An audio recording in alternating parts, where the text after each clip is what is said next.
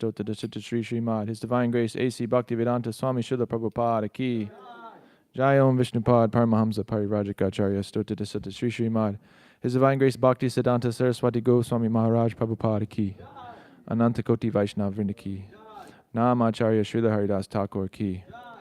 Prem Sekaho Shri Krishna Chaitanya Prabhu Nityananda Shri Advaita Gadadhara Srivas Adi Gaura Bhakta Vrinda Ki. Jai Shri Shri Radha Krishna Gopa Gopinath Shama Kun Radha Kun Giri Govardhan Ki. Vrindavan Dham Ki. Navadvip Dham Ki. Mayapur Dham Ki. Jagannath Puri Dham Ki. Bhakti Devi Ki. Tulasi Devi Ki. Ganga Maya Ki. Yamuna Maya Ki. Samaveta Bhakta Vrinda Ki. Srila Prabhupada's Transcendental Book Distribution Ki.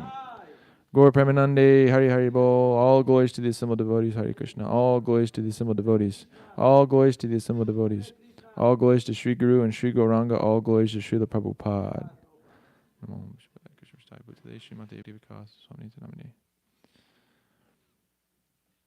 Om Namo Bhagavate Vasudevaya. Om Namo Bhagavate Vasudevaya. Om Namo Bhagavate Vasudevaya. Reading from Srimad Bhagavatam, Canto 2, Chapter 5, Text 4. Yad Vigyano Yad Adharo Yad Vigyano Yad Adharo. The whole. Oh, okay. Yat Paras Twang Yad. Sorry. Atmakaha Eka Srijasi Bhutani Bhutair Evatma Mayaya Yad Vigyano Yad Adharo Yad Vigyano Yad Adharo Yat Parastvam Yad Atmakaha Yat Parastvam Yad Atmakaha Eka Srijasi Bhutani Eka Srijasi Bhutani Bhutairevatma Mayaya Bhutairevatma Mayaya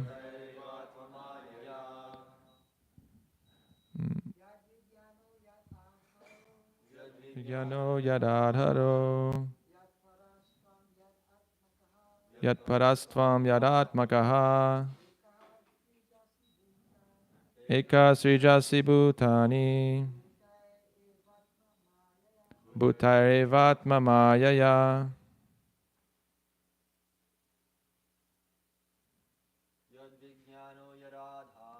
Yad Vigyano Yadadharo Yat Parastvam Yadatmakaha Eka Srijasi Bhutani Bhutairevatma Mayaya Yad Vigyano Yadadharo Yat Parastvam Yadatmakaha Eka Srijasi Bhutani Bhutairevatma Mayaya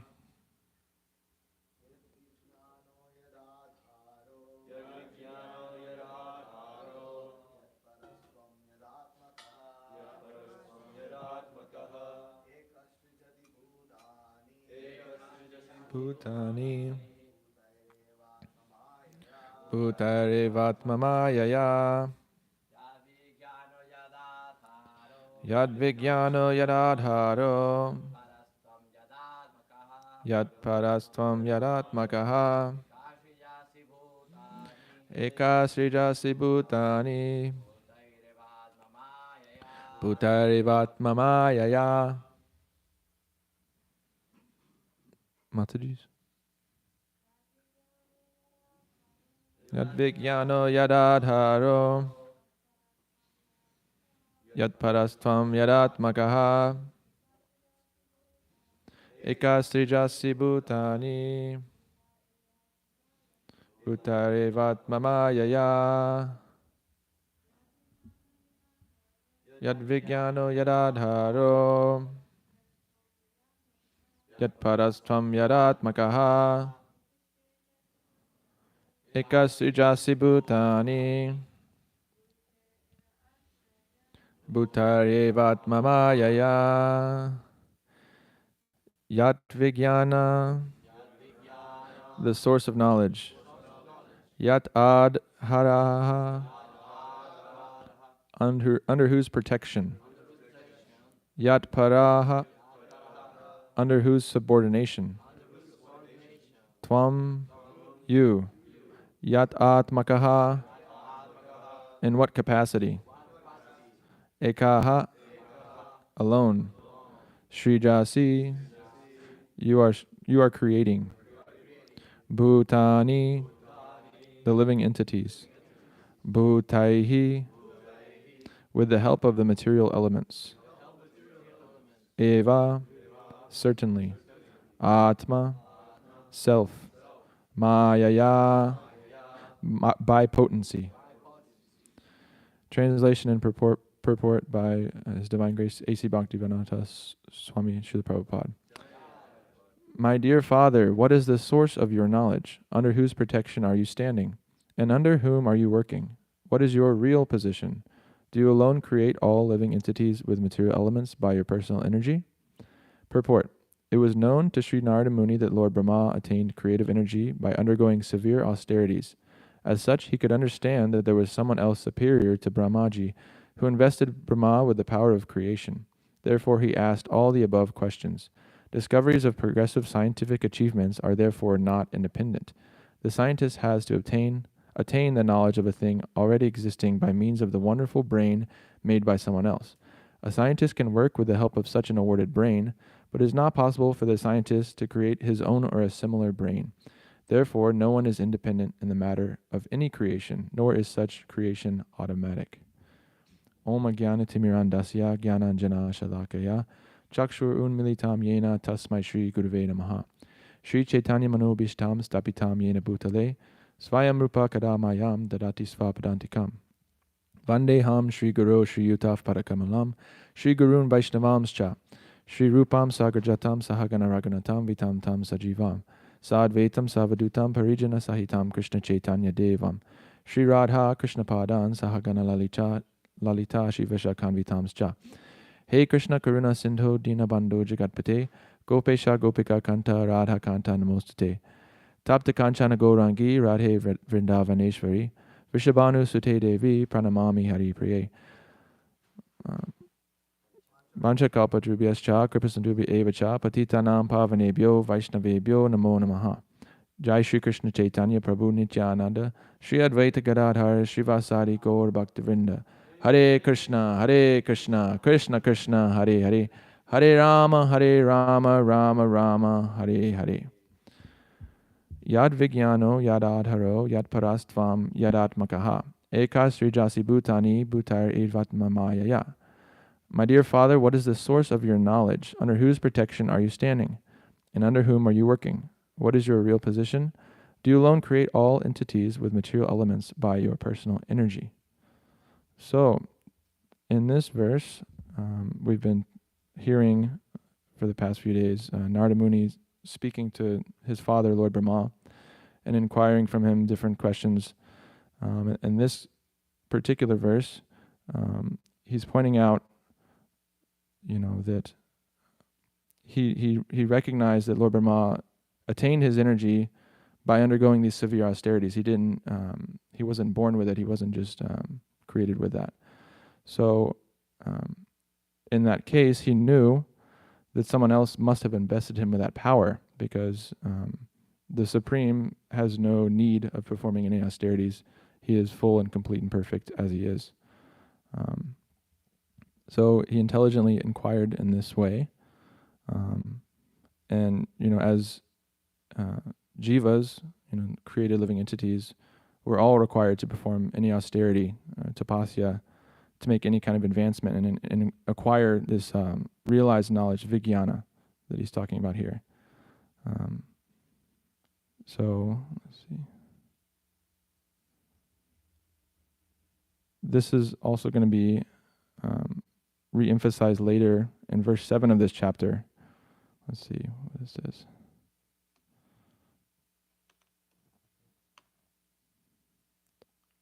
Where Narada states, yet we are moved to wonder about the existence of someone more powerful than you when we think of your great austerities and perfect discipline. So, obviously, Narada intelligently understood this, that Brahma had to perform austerity, and he couldn't be supreme.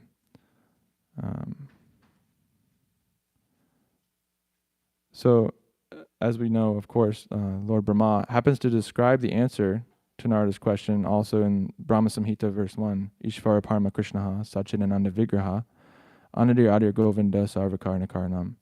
Krishna, who is known as Govinda, is the supreme Godhead. He has an eternal blissful body. He's the origin of all. He has no other origin, and he is the prime cause of all causes. So, Narada is asking this question. He's going to get his answer here in a minute. So, moving on in the purport, discoveries of progressive scientific achievements are therefore not independent. The scientist has to attain the knowledge of a thing already existing by means of the wonderful brain made by someone else. So, in that, obviously, that someone else is the Supreme Lord Krishna, and all of these senses and intelligence and mind and the material bodies that we are awarded were not created by us or manufactured by us. They were just given to us. So now we find ourselves with these capacities, and it's up to us how we use it. But obviously the atheistic scientists go on in their so-called scientific work and never stop to inquire about who has given them this intelligence, this brain to be going through this scientific inquiry. Let's see. As we know, life can never be created from matter. And although scientists have been trying for a while, they were trying maybe with biology for a while, and now the new trend is trying with creating artificial computer programs that they think they can create life that way. And at the best, they might be able to create some kind of, gross imitation of life or of a mind or something like that. But obviously, we know it can never be imbued with an actual soul, because all the living souls, living entities are part and parcel of Krishna, created by Krishna, and they can't be, we can't create them ourselves. So, let's see. Right, a scientist can work with the help of such an awarded brain, but it is not possible for the scientist to create his own or a similar brain. Therefore, no one is independent in the matter of any creation, nor is such creation automatic. So this obviously is talking about Lord Brahma and his act of creation. He was the creator of this universe, so to speak, in terms that he actually did all of the work, but who created him was the Supreme Lord Krishna, and so Narada is inquiring about that. So let's go to this, just the translation, and look.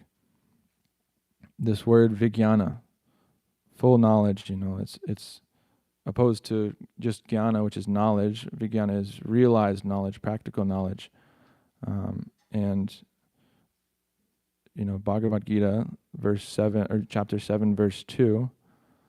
Krishna says, "I shall now declare unto you in full this knowledge, both phenomenal and numinous. This being known, nothing further shall remain for you to know. Jnanam te saham savijnanam." So he's saying he's going to give Arjuna full knowledge, vijnana, and this is further indication that is the source of vijnana is Krishna. He's the only one able to impart this upon us. It can't be realized by our own power. So obviously Vijnana is a practical realization. It's a higher level than Jnana, because think about the example. It's one thing to maybe read and understand how a race car works and what every part does, and how exactly these drivers drive around the track. There's another thing completely to get into the driver's seat and go drive around. It takes a much different level of understanding and realization and intimacy with that car. So in a similar way, devotional service is the way that we reach this practical realization of our constitutional position, and find ultimate fulfillment and happiness. It's not just through just simply reading Bhagavad Gita, but actually practicing what it's saying, surrendering to Krishna, practicing devotional service every day, chanting the holy names, and so forth.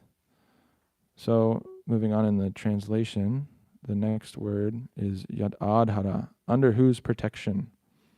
So, it's well known that Krishna protects his devotees.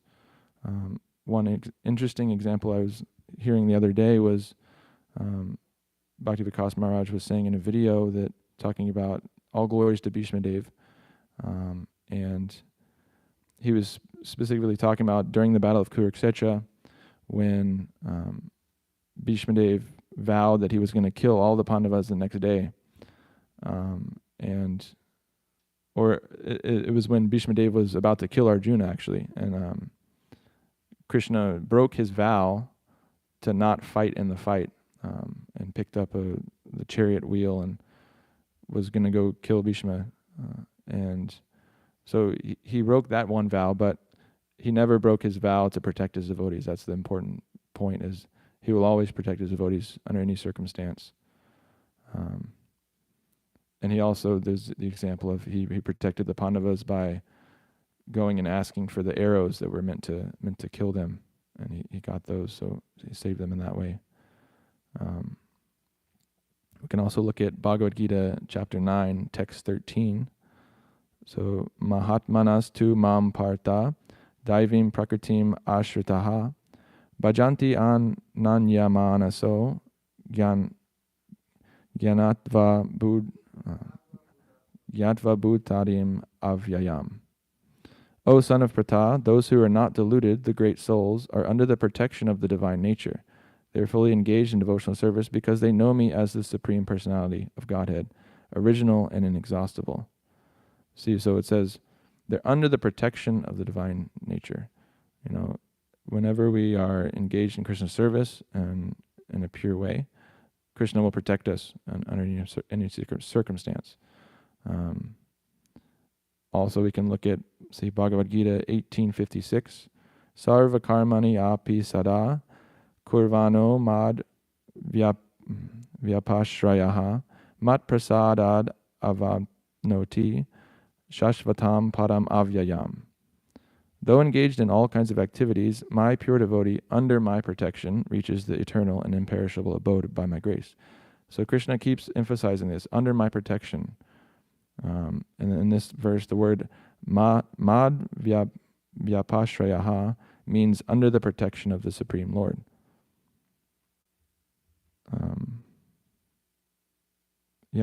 And then the very next verse, 1857, Chetasa sarva karmani mai sanyasapat matparaha buddhi yogam upashritya machchita satatam bhava. In all activities, just depend upon me and work always under my protection. So he just keeps repeatedly, emphasizing this: my protection, my protection, my protection. And of course, the famous Sarva Dharman Prityaja, Mamekam Sharanam Vraja Aham Tvam Sarvapapebhyo Mokshayishami Ma Shuchaha. Abandon all varieties of religion, just surrender unto me. I shall deliver you from all sinful reactions. Do not fear. So, in another way, you could see that as Krishna is protecting us. He's going to deliver us from all sinful reaction. He's protecting us from our sinful reactions. So he protects us in so many different ways. Yeah, it's really amazing, his mercy. So back to the translation of this verse. The next word is, let's see, yat paraha, under whose subordination. And then it's, in the actual translation, it says, under whom are you working?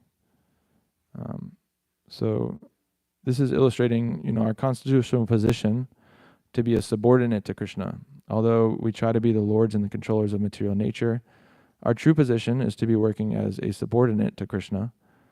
And this is what Lord Brahma, as a pure devotee, was engaged in while creating the universe.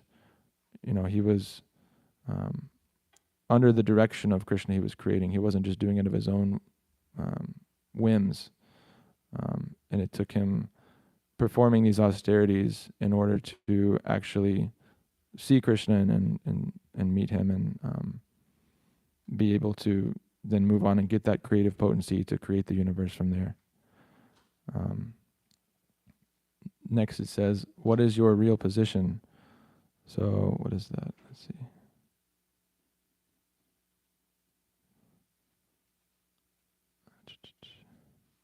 Yeah, what is your real position? Again, Narada is inquiring about our real position. This is alluding to the fact that we're all part and parcels of Krishna, not different in quality, but vastly different in quantity. And then there's the famous verse in the Chaitanya Charitamrita, Jivera Swarupoi Krishna Nityadas. It is the living entity's constitutional position to be an eternal servant of Krishna, because he is the marginal energy of Krishna, and a manifestation simultaneously one with and different from the Lord. So back to the very common analogy that the tree and the leaf, to feed the leaf and nourish the leaf, you water the root. You don't try to individually water the leaf. Or the cake in the hand. If the hand tries to separately enjoy the cake, it's just going to suffer and it's not going to get any nourishment. But if it serves the whole body, gives the cake to the mouth and the stomach, then ultimately the hand gets nourishment as well and gets the nutrients. So we're all in this struggle here, because we're all trying to lord over the material nature, and we're envious of Krishna ultimately. So we think that we can be the supreme, we can be the controller, and that's what leads to all of our suffering in life. And our ultimate goal here in Krishna consciousness is to reorient ourselves into this true position and start going down the correct path in that manner.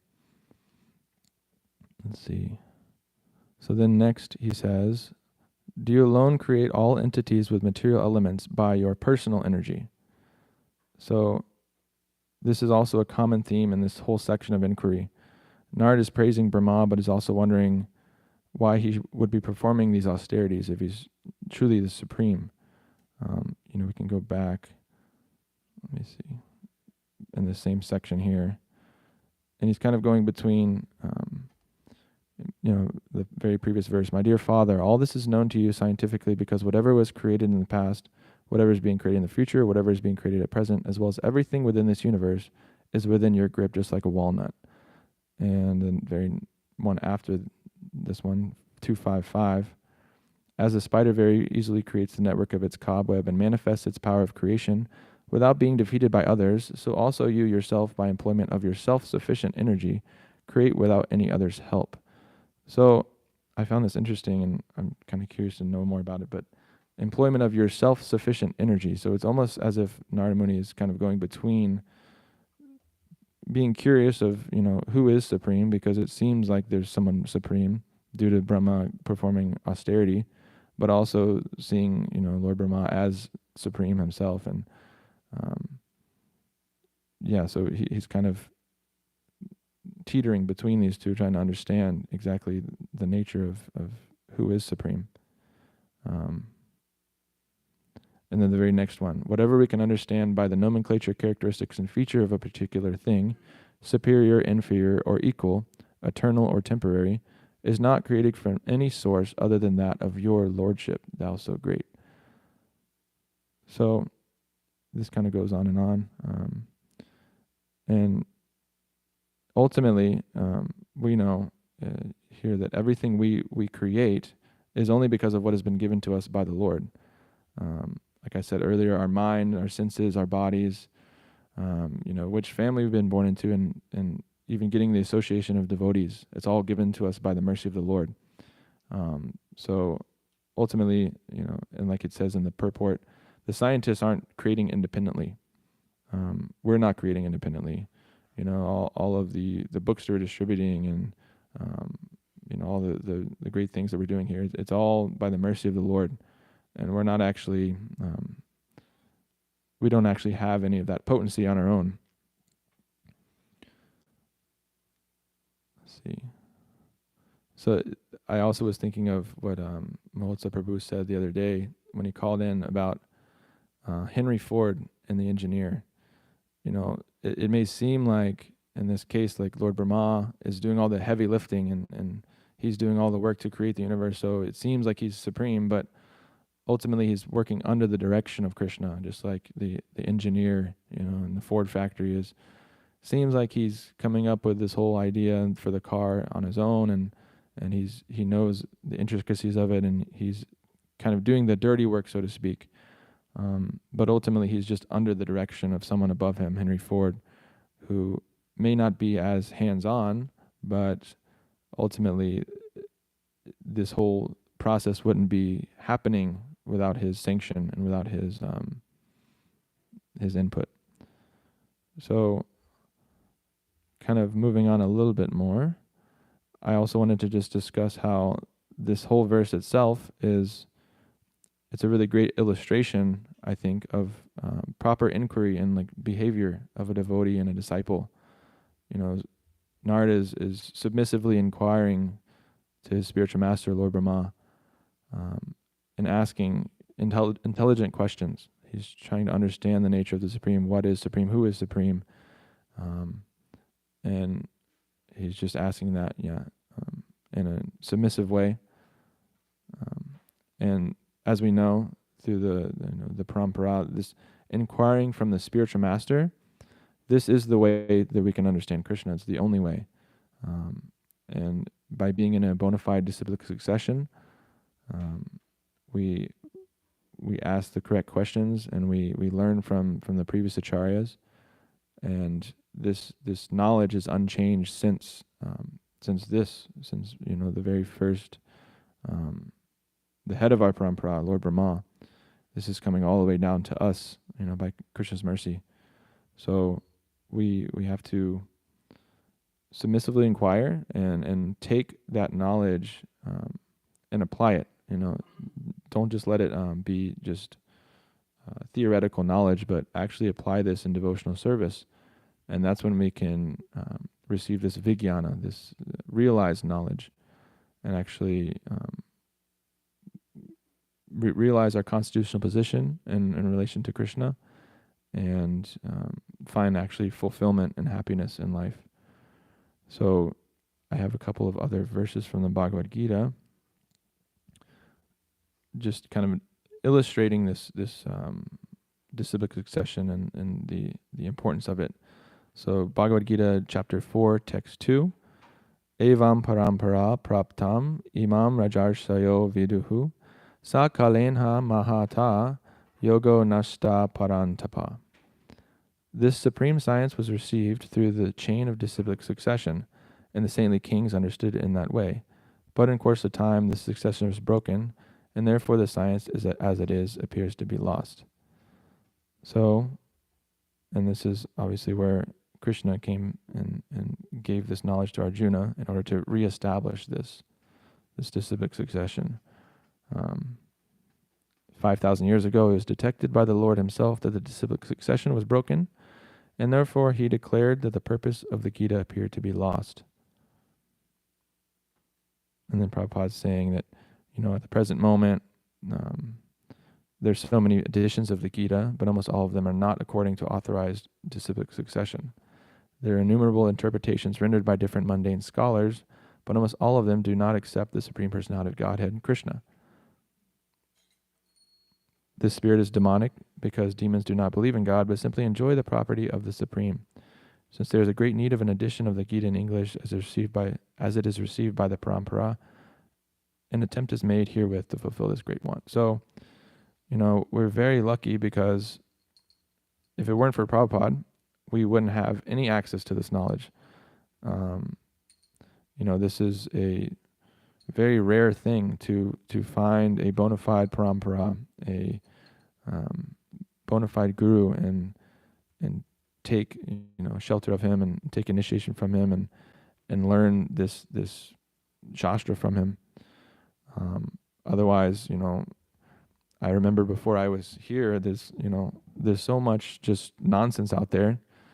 The entire world of this spirituality is infected with Mayavad, and just as a way to kind of puff people up even more than they already are, make them believe they're God. So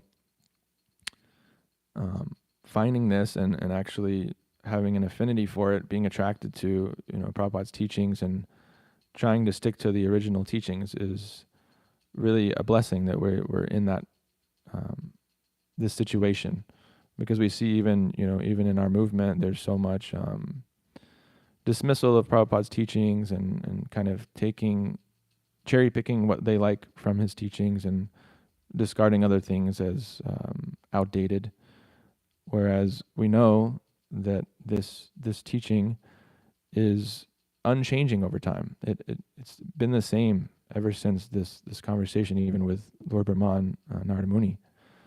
This knowledge, this vijnana, it doesn't change. Otherwise, it's not real knowledge.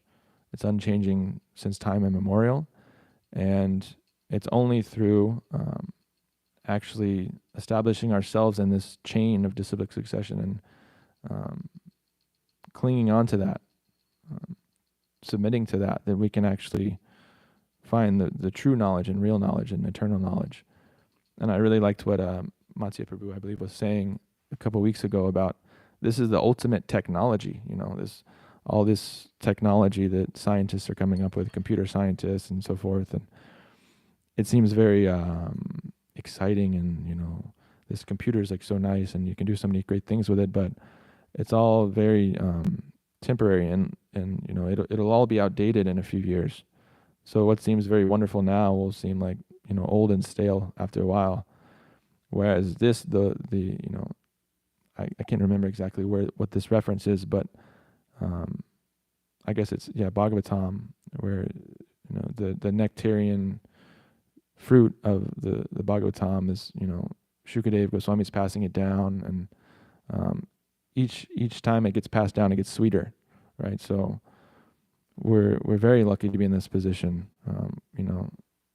I myself know for sure that I'm very fallen, and I'm very sinful and done horrible things before this, and to get the mercy of Krishna and Prabhupada and be able to be here and learning this devotional service, learning how to try to serve Krishna and love Krishna.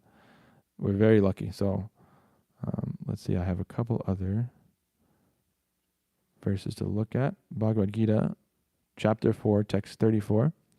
Still on this theme of the parampara. So, tad vidhi pranipatena pariprashnena sevaya upadekshanti te jnanam jnaninas tattvadarshinaha.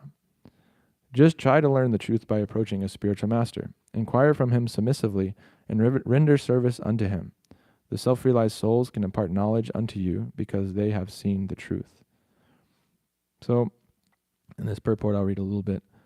The path of spiritual realization is undoubtedly difficult.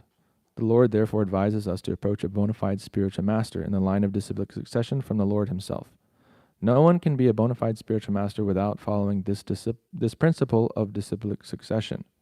The Lord is the original spiritual master, and a person in the disciplic succession can convey the message of the Lord as it is to his disciple. No one can be spiritually realized by manufacturing his own process, as is the fashion of the foolish pretenders. So this is kind of re-emphasizing that point I made earlier, that nowadays, all the spiritual masters, so-called, out there are manufacturing their own processes, and I see all kinds of things, and looking up things online to try to preach in that way. And there's so many people that just say that. I saw something the other day that was, uh, there's this whole attitude of go against anything that's kind of structured and telling you that this is how it is, in the way that we do it here, that, this is the Shastra, this is what it says, this is the truth, and, it's coming from this authentic source. It's just completely against that. And the trend nowadays is just mentally speculate whatever you like, just do whatever you want, and whatever kind of gratifies your senses the most in terms of, say you want to learn meditation, just, try different kinds, and then whatever makes you feel the best, just do that. And I saw someone say that, oh, like all this other meditation, every meditation out there that's kind of based on a teaching like this is not really great. I just made up my own meditation. I just made up my own method, and that's what I do now. And you should learn from me. Now you should come pay for my course, and I'm going to teach you how to do it. So it's really just, it's just a veiled sense gratification is what it comes down to. And then let's see, I have a couple more verses. So Bhagavad Gita, chapter 7, text 10. Bijam mam sarva bhutanam vidhi partha sanatanam buddhir buddhi matams asmi tejas tejas vinamaham. O son of Pratha, know that I am the original seed of all existences, the intelligence of the intelligent, and the prowess of all powerful men. So this, again, is kind of the answer to Narada Muni's question to Lord Brahma. And it's stated so many times in Bhagavad Gita in various ways that Krishna is supreme. He's the original, supreme person. And it's only through worshiping him that we can actually, find true fulfillment in life. And the purport, bija means seed. Krishna is the seed of everything. Let's see. I just wanted to kind of emphasize there at the end that, Narada Muni is really, I liked that part of this verse, how he's illustrating to us the proper method for acquiring knowledge. It's not mentally speculating or approaching non-bona fide sources of knowledge, but it's identifying a bona fide source of knowledge, spiritual master that's in a bona fide disciplic succession, and just simply submitting to them, serving them, and inquiring from them submissively. So with that, I will end my class and answer any questions or comments anybody has.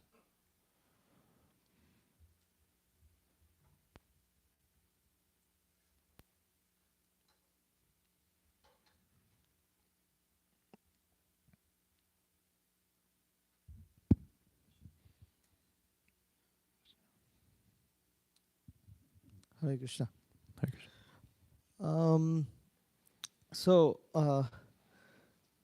Regarding this whole point about protection, under whose protection, and everyone, at least many people in the United States would like to, believe that they're under God's protection, or, they're under God's care. And in fact, interestingly, and I heard the story of how, these people who, so the two French brothers who discovered how to fly a hot air balloon. And anyways, they had a whole method of celebrating with other farmers of that every time they would land, because you can't control the landing of a hot air balloon. It kind of lands anywhere, really, So then to befriend everybody that they're landing on, so that they don't get into problems for landing into other people's property, they have this whole champagne treat that they do at the end of it, and they have like this poem, which is I'm just trying to, I'm reading this because it kind of shows it's this mentality about what they consider as God's blessing and what's considered as God's protection, right? So they're saying this is what they treat. They treat each other by saying, the winds have welcomed you with softness, the sun has blessed you with his warmed hands. You have flown so well and so high that God has joined you in your laughter and sent you gently back into the loving arms of Mother Earth. So isn't it all wonderful? And then they take their their glasses of champagne and say amen and then drink. So so I mean, this whole idea that it's so pervasive in this country. I mean, it's pervasive in every religion, but especially in the United States, that we're enjoying, and God's protection is with us, and we have God's blessings. Therefore, we are the enjoyers, we are the masters, we are the best in the world, and God bless America. And then here we see that Narada Muni is asking to Lord Brahma, whose protection are you standing? So I wanted to ask if you could maybe comment on that they're also thinking that they're under protection, and they seem to say that they're under protection. In some ways, it does look like that, doesn't it? I mean, they landed safely, and they're thinking of God, and they're saying, glory to God or glory to Jesus or whatever, amen, and things like that. It looks like they're pious because they believe in God, they're theists. But then you have here Narada asking about Brahma's protection. I mean, under whose protection Brahma is, Right. and or the understanding of protection that we have, like what you were repeating from Bhagavad Gita also, because Krishna is saying, so many verses about his protection. So maybe I was kind of, thought maybe you could comment some about that. Talking the difference between, what Americans Yeah. think of. And Yeah. yeah. I mean, we know that, Krishna specifically, protects his devotees, right? So there's this analogy of, the king, he's impartial to all his citizens, but he's obviously not going to punish his own children in the same way he might punish, a random citizen that has no familial relation to him. So, ultimately, Krishna and God is fair to all living entities, and he does love, all of us, no matter how fallen we are, or sinful we are. But ultimately, the level of protection and care, I guess you could say, you receive from being a devotee and actually actively trying to serve and give attention to and love and care to Krishna is reciprocated, and you receive a kind of a special position in that way. These people that are doing whatever they like out there, and then at the end they say, "Oh, thank you, God. This is because of you." It's really interesting. I mean, I was thinking about that with athletes. They always like win the Super Bowl, and then like they go interview them, and they say, like, "What do you want to say?" And like, "I want to thank God." Like, and it's like, how how central was that to your life? Up till this moment. It's not like you were performing austerities. I mean, and like dedicating your life to pursuit of a relationship with God before that. It's just kind of a side thing that you throw in at the end and say, oh yeah, thank you God, and you win a Grammy, and it's, oh, this is God's mercy. But the songs that you're making are about having illicit sex and getting intoxicated and all these things and spreading sinful activity in the world. So What does it mean? Let me rephrase. Uh-huh. What I'm asking is, what does it mean to have God's protection? Mm. That's really the question. Well, God, I can't remember exactly where that's from, but there's the where Krishna says, "My devotee will never perish." Right? Where is that from? Yeah, but what's exactly? Mm. Right. So being it's that kind of that analogy of the. Yeah, yeah. What is it? 931. Oh.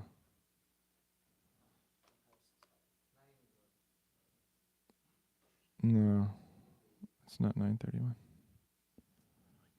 Anyways, I mean,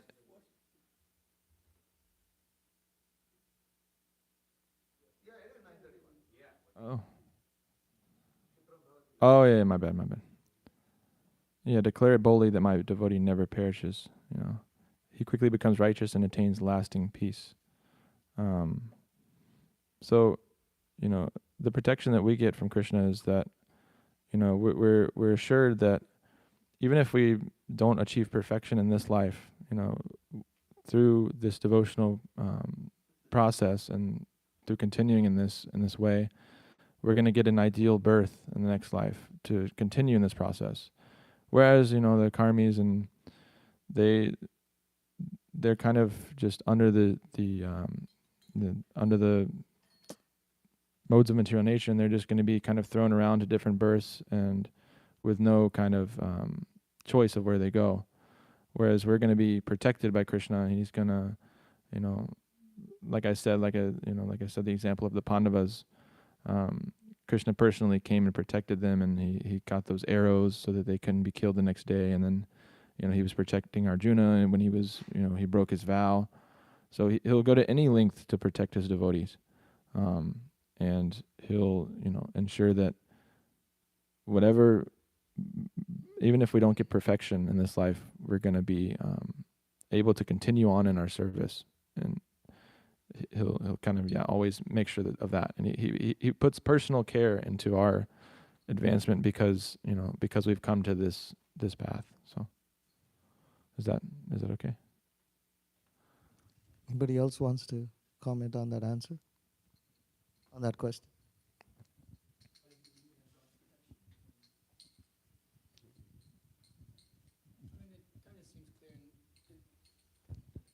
It seems clear in the Bhagavad Gita that to be under protection means, you know, that God gives, that means one surrenders unto God according to his will. And then the protection that one gets is that he's protected from the material energy, not to be misguided. And if he is misguided in some sense, God gives it in such a way it frustrates you, material energy, so that you become rectified and surrender unto God. So the protection, real protection, is that ultimately Krishna brings you to his lotus feet, right? So that is the protection. It's some verse in the Bhagavad Gita, I'm not remembering, like that, you know, under my protection that, there's, anyways, maybe I'll bring it up later. But so that's real protection, is that one is protected from diving into ignorance, diving into, you know, into the hellish planets. So Krishna says that to Arjuna at the end, is that, you know, if you act according to what I have spoken, O Arjuna, you will flourish. You'll become righteous. Like, you know, you'll become righteous. But if you act according to your own false ego, then you'll, you know, simply degrade yourself. You know, you'll become, it'll be infamy. You'll become infamous for this. Right. So, you know, so these people, although in God's names, they're acting out of false ego. So there's no question of them actually. What is their protection that they have? Well, you know, they're at the mercy of the material energy, because they're not surrendered to God. They're surrendered to the material energy.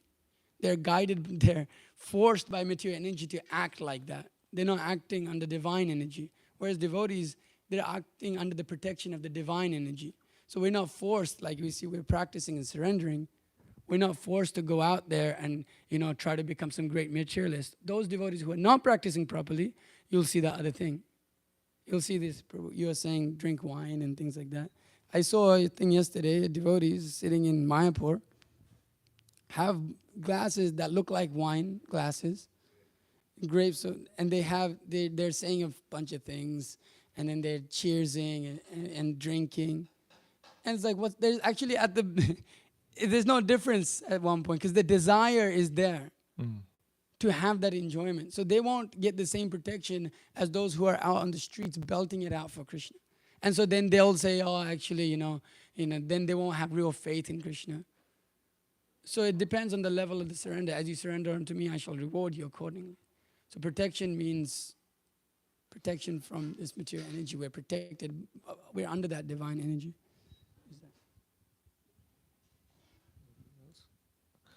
Yeah, just expanding upon what you had something.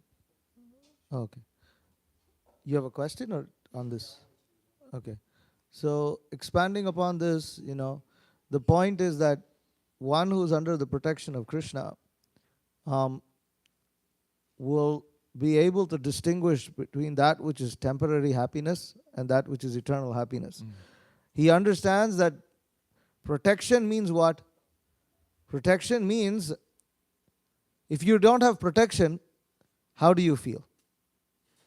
How do we feel? We feel anxious. Scared, yeah. And anxious means one does not have peace. Right? Anxiety means no peace. Because one is concerned about one's survival. But a devotee who has Krishna's protection understands his eternal position, that he is a spirit soul, eternal and servant of Krishna. That he does not belong to this temporary realm, and the happiness and distress that comes from this material realm actually is has nothing to do with him. It is temporary. And therefore, he receives Krishna's protection by associating with Krishna, who is eternal, serving him because he is eternal. And in that eternal attitude of servitude, the devotee attains everlasting peace. And this is the protection that Krishna gives him, because he gives him a constant sense of belonging towards him in different relationships, of course. But that becomes the constant feeling, and that is a constant. It is not temporary. It cannot be erased with the destruction of the material body. It will continue on. So this is the peace that the devotee attains. This is the protection he attains. Those who do not have understanding, or even if they theoretically understand that they're spirit soul, but like he was saying, they're materialistic and this and that, they will not attain that peace. And because it is not possible, they hanker after material things, and where there is hankering, there is no peace. And so although they may pray to God that please, along with my material desires, please allow me to be peaceful, it is not possible because they are very attached to their material desires. And in fact, they associate God's protection with fulfilling their material desires. This is the main point, that they associate God's protection with fulfilling their material desires. A devotee does not think that because, somebody says, I'm driving a car and they have a picture of Nrsimhadev, and then somebody comes and, causes an accident. And then Nrsimhadev, why didn't you protect me? No, but Nrsimhadev protected you. The point is, it is not that, because my car died, or my brother died, or somebody died, it's like God's protection is not available.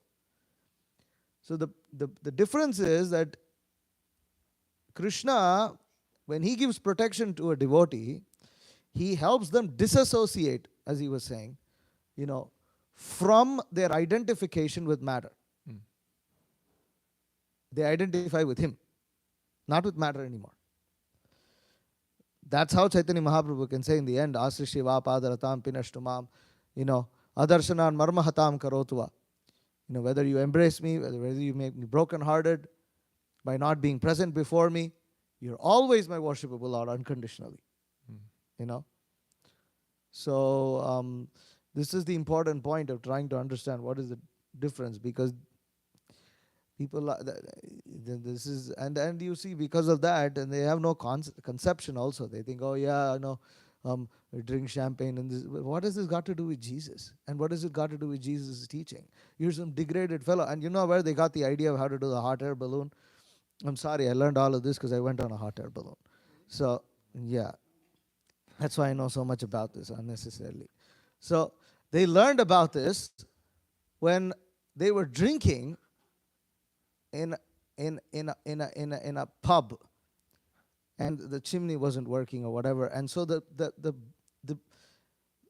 what do women who serve bartender, is that a male thing, or is it's could be both? women, yeah. Okay, all right. So the bartenders were females.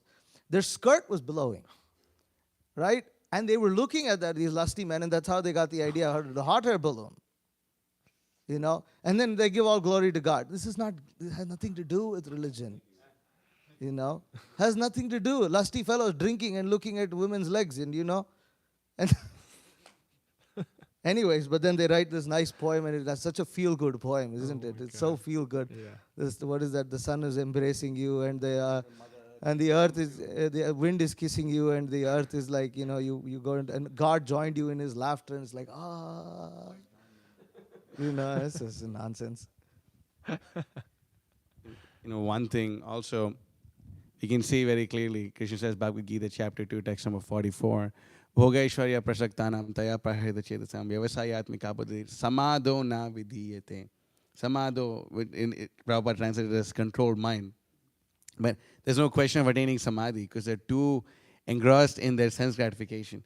So when they get their sense gratification, thank you, God, for my sense gratification. But when they get miserable, they don't think of God, oh, Satan has done this to me.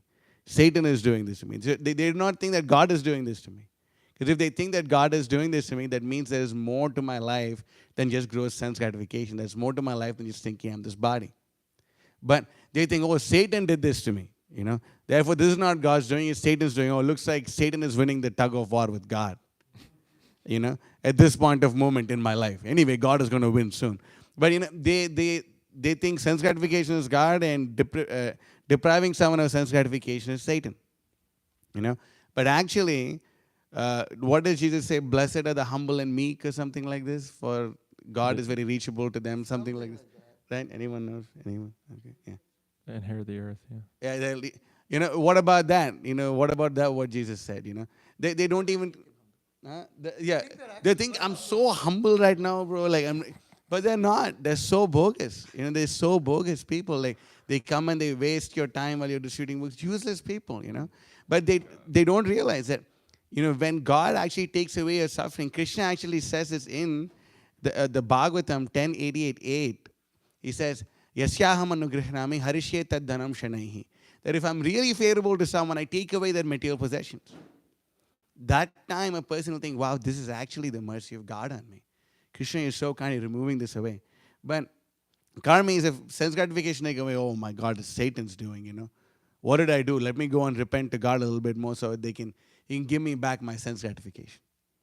So that's the point, right? Yasyaham anugrahnami. They don't understand this. Harishe tad dhanam she. They don't understand. Yeah. Krishna's protection is that you understand that actually whether you're on a hot air balloon or whether you're on the ground, sense gratification, it tastes the same, stale. Anyways. So they don't understand this. They think, then okay, now I went there, now I'm going to go dive under, what is that? You do scuba diving and this and that. Okay, because there must be something else now. Yeah, I went all the way up in the sky. Now there must be something else down in the ocean. And then you can become a bird, and then you can become a fish and experience all these different kinds of miseries. The devotee is saved from all of this. I just wanted to say in regard to these Christians, the people that are doing a really good job in this regard, defeating them, is the Muslims. Oh my God, they're so good. These people study the Bible inside out. I saw this guy, he has this book, and he's referenced every single thing, and they start to prove, how Jesus is not God and God is there. And it's actually really amazing. And they have people that are defeating atheists like no problem, like just chopping them up. And I'm watching them, and it's just really amazing. Like, these people are so intelligent, but they don't have the other end. They don't have, now they can defeat. No, that's what I'm saying. They can defeat the atheists, they can defeat but they can't give God, because when it comes to that platform, people ask them, so what is it like this? But they said, well, God didn't tell us, so we don't know. So it's like, so this is where, I was thinking, watching them, if the Krishna conscious society was like that, they're so bold when they're out there, dude. They don't mess around. They'll make I mean, you got to watch them. It's really inspiring, actually, in so many ways, that they're just so bold out there, preaching God consciousness. But they don't have substance. Yeah, they don't have substance in terms of that end. But they're able to destroy atheism.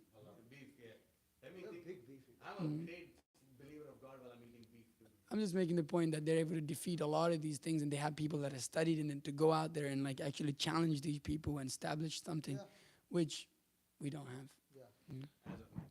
Yeah, as of now. It's the fastest growing religion in the world too, so something to learn there maybe. One of the reasons why Islam is growing really fast is because they protect their women Yeah. and of traditional women roles. FYI. They do. Women feel protected. Yeah. They join them, Gurumans. Yeah. So many classes. Mhm.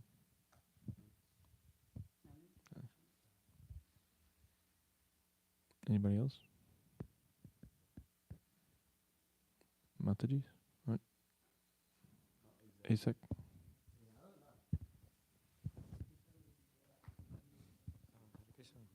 Hare Krishna. I was thinking when you talk about Guru Parampara, I got no voice. That when Lord Krishna appears 5,000 years ago, he spoke the beautiful words in Bhagavad Gita and trying to establish again Parampara, right?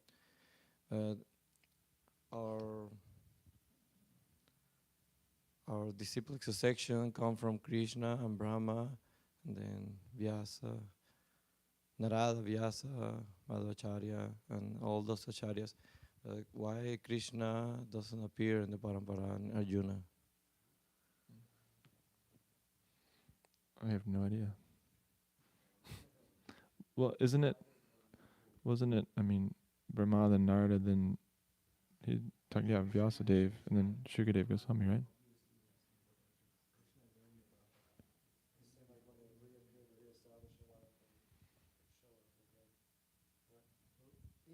He's asking, why isn't Arjuna in the line of Parampara?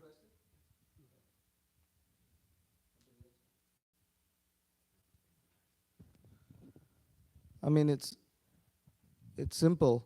The reason is that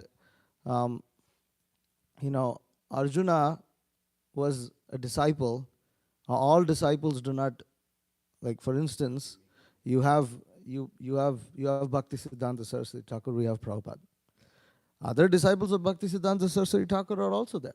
And if you go and look in their lineage, you won't find Prabhupada. You understand? And some disciples, they don't become spiritual masters. So Arjuna, he didn't become a spiritual master. He learned Bhagavad Gita from Arjuna. And somebody else who also learned, or basically who was also present, who heard because he's all knowledgeable, is Vyasa. And then Vyasa, then the parampara comes from Vyasa. That's all. Simple. Shukadev Goswami. Why is Shukadev Goswami not there? It's not that, it's which line we are coming under. So Shukadev Goswami is there. He learned it from Vyas, and then he taught it to Parikshit Maharaj. Parikshit Maharaj didn't teach it to anybody. So over. You understand? So because depending on who we got it from, we connect all the way back to Krishna. That's all. If you go to Bengal, you go to Shyamananda line, you'll see Rasikananda. You won't even see Bhakti Siddhanta, you won't see Bhakti Vinod Thakur. But it will connect to, you'll see Rupa Goswami. Because from Rupa Goswami, a branch comes out, which is the Shyamanandis. So, like that. Huh? Madhva. From Vyas, it's Madhva. Okay. Mataji's?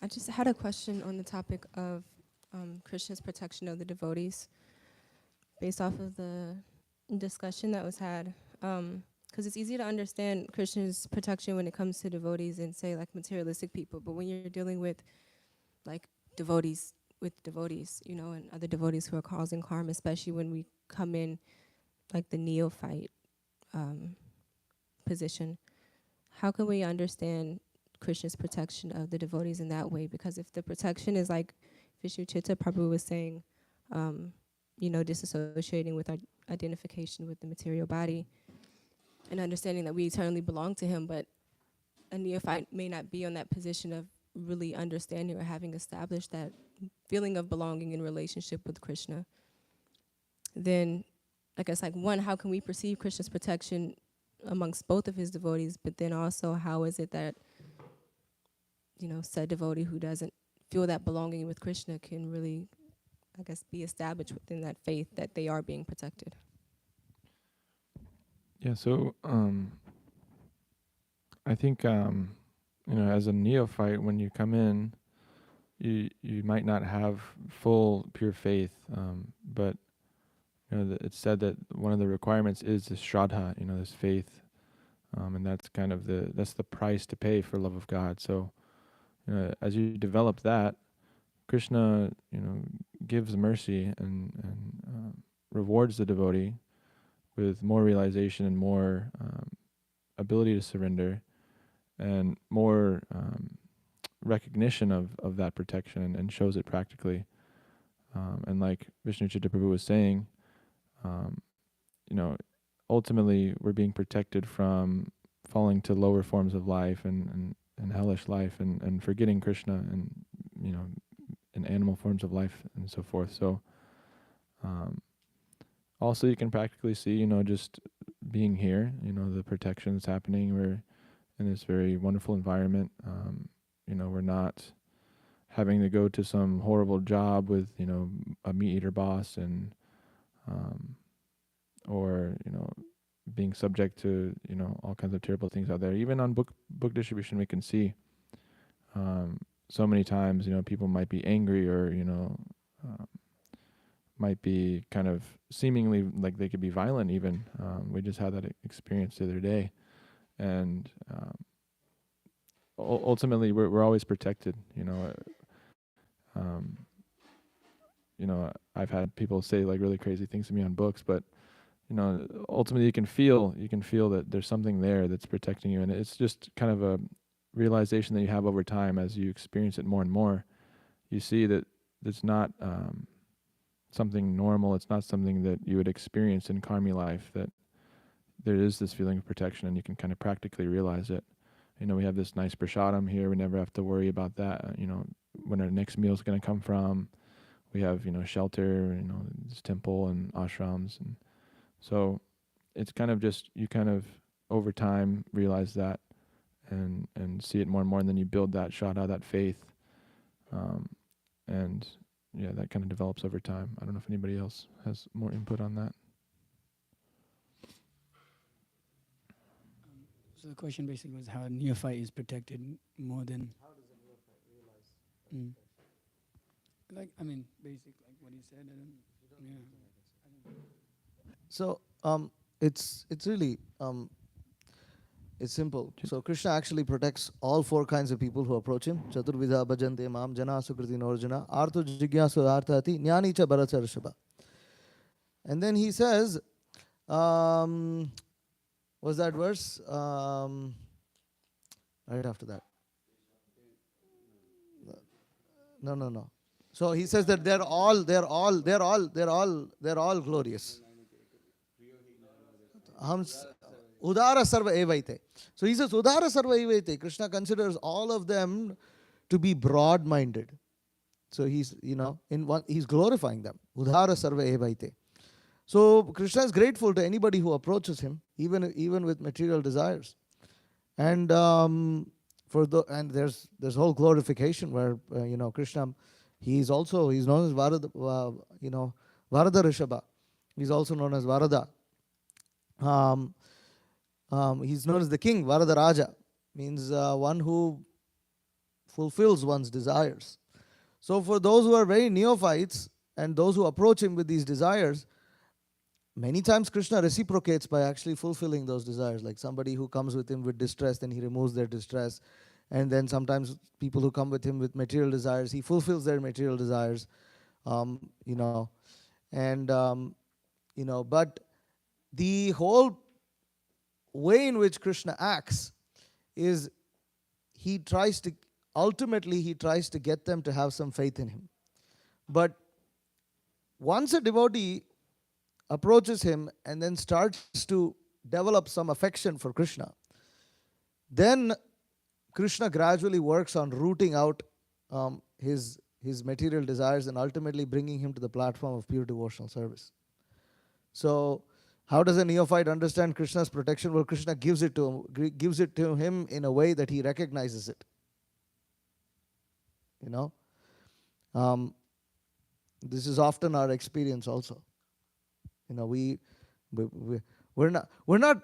See, although we understand, for instance, in Krishna consciousness, we understand that actually we can practice Krishna consciousness anywhere. We have to just chant Hare Krishna. But if we really think about it, say, spiritual master was to suddenly send us to the middle of Siberia, I personally don't think I can practice Krishna consciousness. I would struggle, because I don't know the language, I don't know this, and my mind will be so disturbed, So, our level of surrender is well known to Guru and Krishna, but they work on bringing us to the ultimate platform. That's a more generalized answer. You have something more to ask?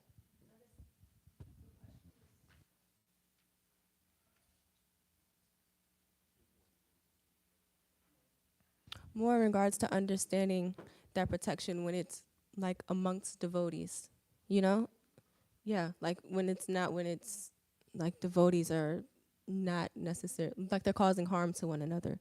And so there's protection because they're both Krishna's devotees, but then how does that protection show up in a way that doesn't seem impartial?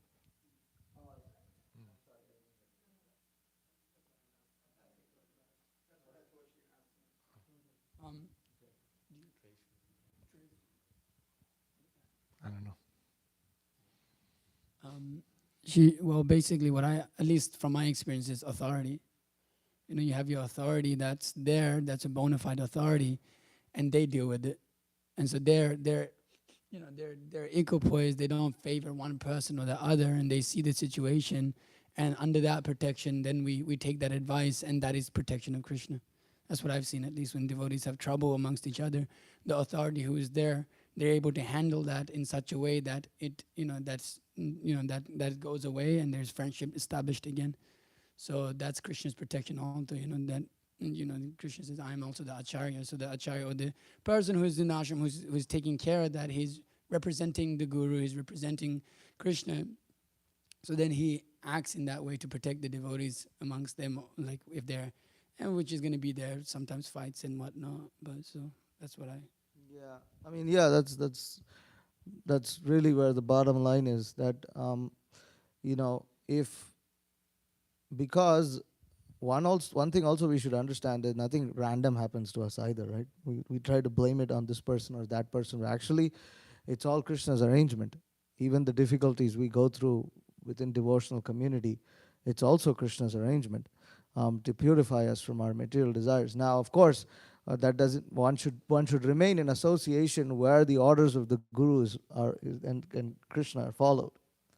But when one is in that association, it is expected that one will still have difficulties. And by the way, differences of opinion exist even in the spiritual world.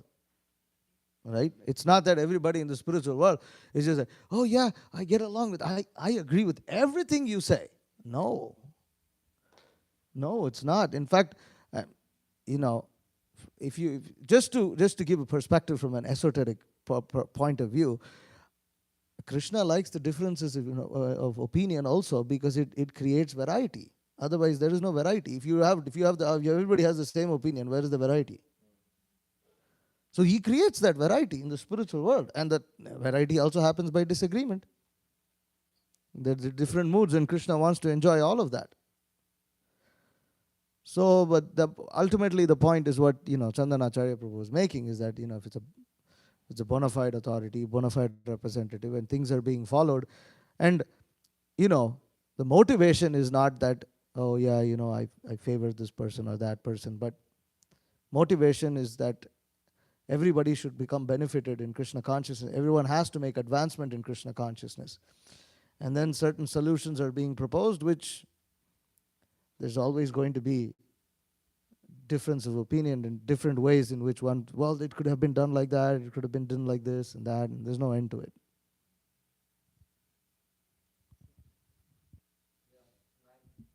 Okay. Srimad Bhagavatam ki, Jai Srila Prabhupada ki. Vancha kalpa tribhyascha kripasantribhya evacha patitanam pavanebhyo vaishnavebhyo namo namaha.